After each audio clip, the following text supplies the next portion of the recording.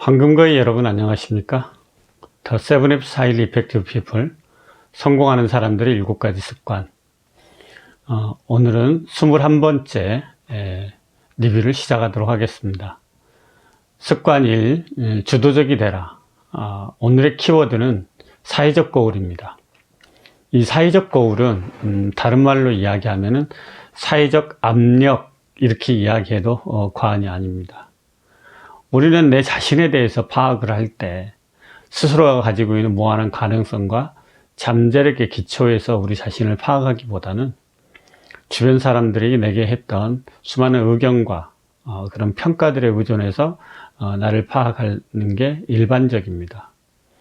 그러므로 내가 주변 사람들로부터 어떤 의견, 어떤 평가를 듣는 것은 우리의 삶을 크게 제한하는 그런 고정된 편견과 패러다임이 될 수 있다, 이렇게 이야기할 수 있습니다.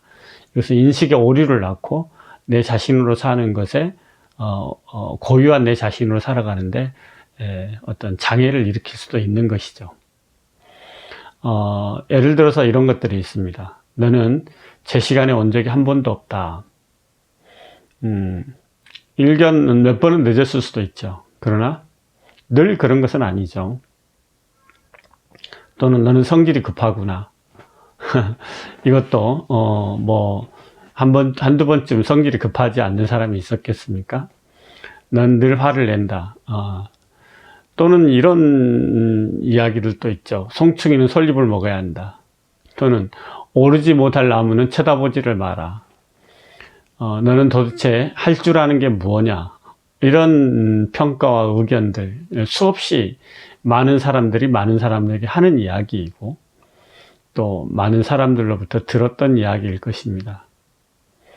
그런데 이런 것들이 실제로 우리나 우리 자신들을 제대로 있는 모습 그대로 반영한 그런 의견이라고 할 수 있겠습니까? 사람들은 그들 자신이 가지고 있는 약점이라든가 문제 또는 과제들, 걱정, 우려들을 다른 사람에게 자신의 의견이 진실인 것처럼 투사하는 경향이 있습니다.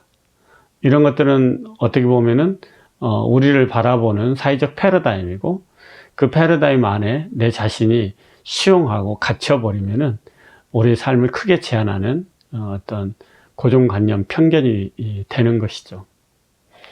이렇게 살게 되면은 우리는 내 삶을 주도적으로 살기는 어렵죠.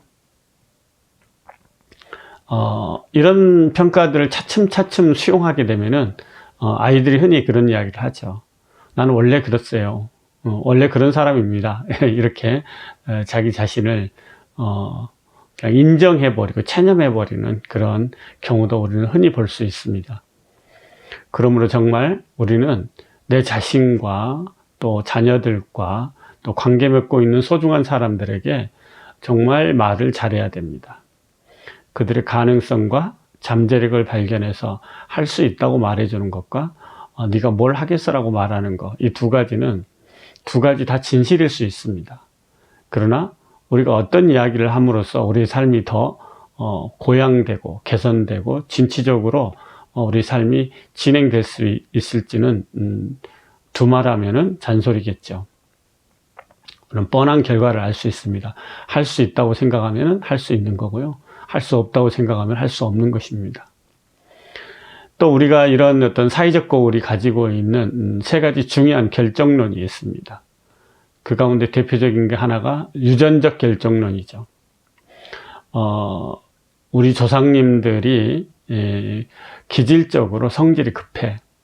그래서 나도 성질이 급한 사람으로 태어났어. 그러니 내가 성질이 급한 것은 내가 어쩔 수 없지. 이렇게 이야기하는 것이죠.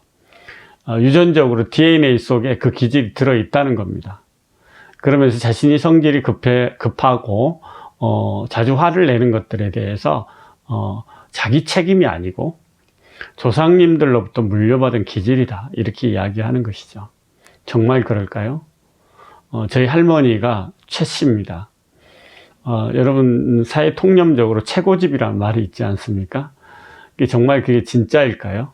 제가 아는 최 씨들 가운데 여유롭고 그야말로 상대에 대해서 깊이 있게 공감하고 배려하고 그리고 그의 강점을 밝혀주는 훌륭한 최 씨를 저는 알고 있습니다. 한 분만 알고 있을까요? 예. 정말 제가 알고 있는 많은 최 씨들은 겸손하면서 성실하고 여유 있고 깊은 배려감을 가지고 있는 그런 분들입니다. 한데 이런 나의 조상님들은 우리 가지고 있는 그런 기질 때문에 나는 어쩔 수 없어 라는 걸 받아들이는 순간 나는 더 이상 더 많은 가능성에 잠재력에 접근할 수 있는 가능성이 사라지고 마는 것이죠. 두 번째 결정론이 있는데요. 그것은 심리적 결정론입니다. 우리 부모님이 나를 길러냈던 집안의 어떤 분위기라는 게 있죠. 우리 어머니는 늘 나에게 조그만 실수만 해도 죄책감을 심어줬고 또 질책하고 했다는 것이죠.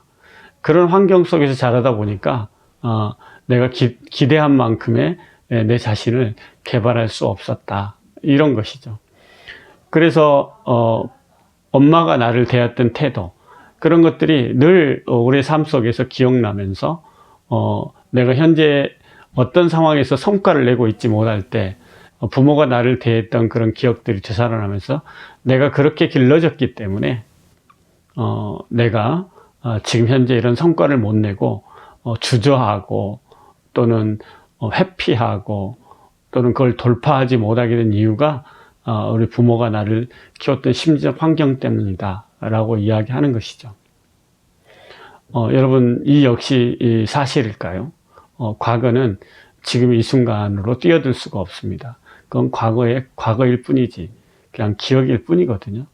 그러나 그것이 지금 현재도 내게 작동하고 있다는 것은 한마디로 말해서 인식의 착각이라고 할 수 있겠죠.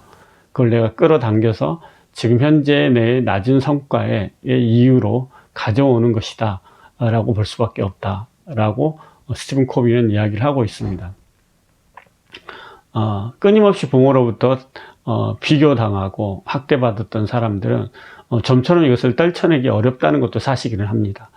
그러나 그럼에도 불구하고 지금 이 순간 이곳에는 부모가 없고 오직 나의 선택만이 존재한다는 것이죠. 세 번째 결정론은 환경적 결정론입니다.